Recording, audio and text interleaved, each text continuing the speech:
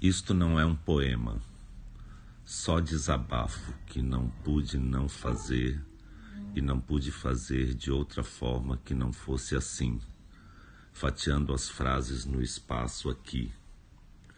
Hoje eu vi, aterrorizado, um artista assassinado. Modo Katendê, mestre de capoeira, autor do Badauê, por conta de uma divergência política num bar da Bahia. Depois corri o dedo sobre a tela e vi e ouvi arrepiado Luiz Melodia, também negro e compositor, também com o cabelo rastafari como a vítima do post anterior, cantando No Coração do Brasil e repetindo muitas vezes esse refrão, no coração do Brasil, no coração do Brasil que tento sentir pulsar ainda, entre a luz de Luiz e a treva desse buraco vazio que não pulsa mais no peito de Modo Katendê. E não existe amor em SP, ou no coração do Brasil, fraturado nesses dias brutos de coturnos chucros a chutar a cara de quem ama arte, cultura, educação, liberdade de expressão, diversidade, cidadania, solidariedade, democracia. Mas não se dá a mínima. O que importa é se subiu a bolsa, caiu o dólar, se todos vão prosseguir seguindo docilmente para o abismo, nessa insanidade coletiva em que o Brasil nega qualquer Brasil possível, cega qualquer futuro possível, e o ódio, o horror e o ódio e nada que se diga faz sentido mais. Para que expor na cara desses caras a palavra explícita, gravada em vídeo e repetida, do seu mito, dizendo: eu apoio a tortura, eu defendo a ditadura, eu vou fechar o Congresso, não servem nem para procriar. Não te estupro porque você não merece. A gente vai varrer esses vagabundos daqui. O erro foi torturar e não matar.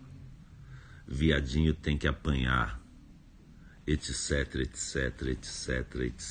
e tudo mais que repete incansavelmente há anos ante câmeras e microfones. Para que mostrar de novo e de novo o mesmo nojo, se é justamente por isso que o idolatram? E sempre haverá os que vêm disfarçar, dizendo: estamos entre dois extremos. Sim, mas veja a Venezuela. É para acabar com a corrupção. Nós queremos segurança, ou não é bem assim. Enquanto constatamos cada vez mais que sim, é assim mesmo, é assim que é. Mas como li por aí, como explicar a Lei Rouanet para quem ainda não assimilou a Lei Áurea? Ou como explicar a Lei da Gravidade para quem ainda crê que a Terra é plana? E querem defender sua ignorância com dentes e garras. Querem matar, atirar, vingar a quem? Em nome de quem? Pátria, família, propriedade, segurança? Se nessa seara não há direitos nem respeito, ensino ou dignidade, só horror e ódio, ódio e horror. As palavras perdem a clareza, os valores perdem o valor, a vida perde o valor. Marielle remorta, remorrida, rematada, por sua placa rompida, rasgada, desonrada, pelas mãos truculentas de brutamontes prepotentes, com suas camisetas estampadas com a face do coiso, que redemonstra sua monstruosidade quando vende em seus próprios comícios camisetas de outro ultramonstro ustra, aquele que, além de torturar, levava crianças para verem suas mães torturadas. E esses mesmos abomináveis que, diante de uma claque vergonhosa, se orgulham de terem rasgado as placas com o nome Marielle Franco, estão, sim, agora eleitos, satisfeitos, mas não saciados de todo o sangue de inocentes que há de correr só por serem diferentes, excitando em outros o desejo de exercer seu obscuro poder de milícia, polícia, esquadrão da morte, e o anúncio da rocinha metralhada como solução, a barbaridade finalmente institucionalizada como diversão, o Brasil finalmente sem coração, fora da ONU e dos acordos internacionais pelo meio ambiente, sem controle de sensatez ou mentalidade, sem limite humanitário. Não vai ter ONG, não vai ter ativismo, não vai ter mimimi. Bradam cheios de si e de ódio, criminosos contra o crime, opressores pela família, amorais pela moral. Apesar de todos os alertas da imprensa internacional, de esquerda, de centro, de direita, só não vê quem não quer a tragédia anunciada, divulgada não como boato, mas escancaradamente enquanto empoderados pelo discurso de ódio, de horror e ódio, seus eleitores já saem pelas ruas dando tiros e gritos, enxurradas de fakes, suásticas nazistas gravadas com canivete na pele da menina que usava ele não estampado na blusa.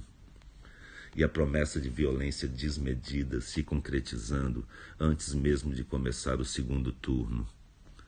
E nem 1 centímetro de terra para os índios, e nem um pingo de direitos civis ou humanos. E a volta da censura e o ódio, o horror e o ódio, para encerrar de vez o sonho de uma nação que tem a chance de dar ao mundo sua contribuição original, agora fadada a repetir o que de pior já houve na história. Sem história agora, sem Museu Nacional, nem cultura nem educação, abolir filosofia e arte. Em seu lugar, moral e cívica, escola militar, religião, geografia dos lucros e dividendos, massacre das minorias, horror e ódio e horror crescente, permanente enquanto dure. Pois ninguém larga o osso assim tão fácil depois de um golpe, que precisa parir outro golpe ou autogolpe alimentado por todas as fakes e facas contra as costas de artistas como Moa. Mas na cabeça de quem apoia tudo se justifica.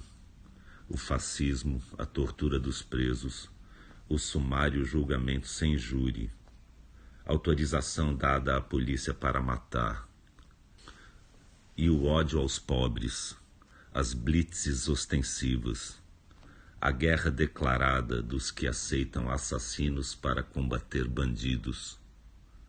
Se tudo está invertido mesmo, pobre elegendo milionário pelo avesso e ao contrário, então se autoriza a sórdida barbárie dos fortes contra os fracos. Algo está muito doente no Brasil, no descoração do Brasil, que mente, se omite, agride, regride, para avançar sem freios em direção ao fascismo, seguindo a música hipnótica do ódio, horror e ódio, pregados em igrejas em nome de Deus e de Cristo. Só desamor em nome de Cristo, violência e brutalidade em nome de Cristo, armas e tortura e preconceito em nome de Cristo, de Deus e de Cristo. Armar a população para metralhar os adversários, os diferentes, os miseráveis, os favelados, os do outro lado, os que se manifestam ou contestam ou pensam de outra forma, ou se vestem de outra cor, ou têm outra cor, ou qualquer pretexto que se crie para espalhar o ódio, o horror e o ódio. Do machismo ao estupro, da mentira ao linchamento, do homicídio ao genocídio. Tinha que ter matado pelo menos 30 mil. Já sem democracia, palavra vazia em boca de quem compactua, e não são poucos, pensando ser possível alguma forma de neutralidade nesse momento. Como Pilatos lavando as mãos, a chamada mídia tenta fazer média, ao dizer que os dois lados são igualmente extremistas e perigosos. Mas então onde estavam nos últimos 3 mandatos e meio, antes do pesadelo Temer? Estavam numa ditadura comunista e não sabiam? Na verdade, todos sabem muito bem que o extremismo vem de um só lado, que quer se eleger para acabar com eleições. E que o grande perigo é mesmo esse jogo de equivalências que, na verdade, serve ao monstro. Pois a omissão é missão impossível neste agora. Impossível mascarar o sol da ameaça hostil e explícita do nazismo crescente com a peneira furada de um bom senso mediano, hipócrita e indiferente, que sempre vai dizer sim, mas a Venezuela, como se não tivéssemos ouvido exatamente isso em 64, quando diziam sim, mas Cuba, para justificar a ditadura militar que tanto elogiam hoje em dia e que o atual presidente do nosso Supremo Tribunal Federal decidiu que agora vai chamar de movimento em vez de golpe militar, para adoçar um pouco a boca amarga do sangue impregnado, que não vai sumir assim mudando a nomenclatura, desnomeando a já tão dita ditadura. Mas esse desequilíbrio ético que diz preferir uma autocracia perfeita a uma defeituosa democracia, esse erro que nenhum arrependimento será capaz de reparar quando for tarde demais, ainda dá para evitar. Ainda é tarde de menos para conter o ódio, o horror e o ódio. Ainda dá.